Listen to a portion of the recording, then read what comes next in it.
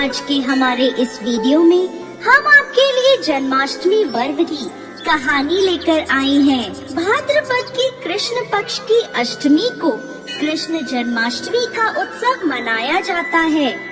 इस तिथि पर भगवान श्री कृष्ण का कंस के कारागृह में जन्म हुआ था।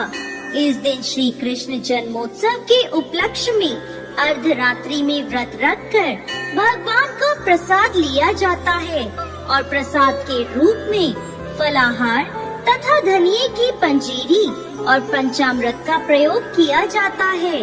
दूसरे दिन इसी उपलक्ष्य में नंद महोत्सव भी मनाया जाता है। ऐसी मान्यता है कि जन्माष्टमी के दिन उपवास करने से मनुष्य 7 जन्मों के पापों से छूट जाता है।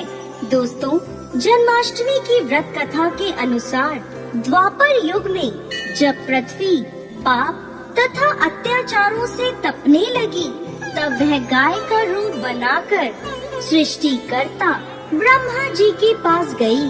ब्रह्मा जी ने सभी देवताओं के साथ जब पृथ्वी की दुख भरी कथा सुनी, तब सभी देवताओं ने ब्रह्मा जी से कहा, यह तो अत्यंत चिंता का विषय है, हमें भगवान विष्णु के पास चलना चाहिए। तब सभी देवतागण ब्रह्मा जी और पृथ्वी को साथ लेकर क्षीर सागर जा पहुँचे। वहाँ भगवान विष्णु अनंत शैया पर सो रहे थे। सभी देवताओं ने भगवान विष्णु की स्तुति करी। देवगणों की स्तुति करने पर भगवान की निद्रा भंग हो गई और भगवान विष्णु ने सभी से आने का कारण पूछा। तब पृथ्वी बोली, हे प्रभु, मेरे ऊपर बड़े पाप और अत्याचार हो रहे हैं, इसका निवारण कीजिए। यह सुन भगवान विष्णु बोले, मैं ब्रज मंडल में कंस की बहन देवकी के गर्भ से जन्म लूंगा। तुम सभी ब्रज भूमि में जाकर यादव कुल में अपना शरीर धारण करो। इतना कहकर भगवान विष्णु अंतर ध्यान हो गए। सभी देवता ब्रज में आकर यादव कुल में नंद यशोदा तथा गोपियों के रूप में पैदा हुए।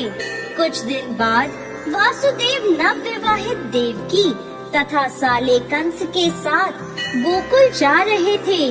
तभी अचानक एक आकाशवाणी हुई, हे कंस, जिसे तू अपनी बहन समझकर साथ लिए जा रहा है, उसी के घर उसका 8वां पुत्र तेरी मृत्यु का कारण बनेगा। यह आकाशवाणी सुनते ही कंस ने तलवार निकाली और वह देवकी को मारने के लिए दौड़ा। तब वासुदेव ने हाथ जोड़कर कहा, हे कंस, यह औरत बेकसूर है, इसे मारना ठीक नहीं है। पैदा होते ही मैं अपनी सभी संतानें आपको दे दूंगा, तब आपको कौन मारेगा? कंस उनकी बात मान गया तथा उन्हें कारागृह में ले जाकर बंदी बना दिया गया। दिए गए वचन के अनुसार वासुदेव ने अपनी सभी पुत्रों को पैदा होते ही कंस को दे दिया तथा पापी कंस उन्हें मारता चला गया। देवकी के 7 पुत्रों को मारने के बाद जब कंस ने देवकी के 8वें गर्भ की बात सुनी, तो उसने कारागृह में कड़ा पहरा लगा दिया। तब भाद्रपद की कृष्ण पक्ष की अष्टमी की रात के समय भगवान विष्णु ने बालक के रूप में प्रकट होकर वासुदेव को अपने आप को गोकुल नंद के घर पहुंचाने तथा वहां से कन्या लाकर कंस को सौंपने का आदेश दिया। तब वासुदेव श्री कृष्ण को गोकुल ले चलने के लिए तैयार हुए। दरवाजे अपने आप खुल गए, पहरेदार सोए हुए नजर आए। यमुना पार कर वासुदेव गोकुल पहुंच गए। सोई हुई यशोदा को देखकर उन्होंने बालक श्री कृष्ण को उनके पास सुला दिया और सोई हुई कन्या को लेकर कारागृह में पहुँचे। तब कारागृह के दरवाजे अपने आप बंद हो गए। सिपाहियों ने कंस को सूचना दी। खबर पाते ही कंस ने कन्या को लेकर पत्थर पर पटकना चाहा, लेकिन हाथ से छूटकर आकाश में वह कन्या उड़ गई तथा साक्षात देवी के रूप में प्रकट हुई और बोली, हे कंस, तुझे मारने वाला गोकुल में बहुत पहले पैदा हो चुका है। दोस्तों, इस प्रकार भगवान श्री कृष्ण का धरती पर अवतरण हुआ।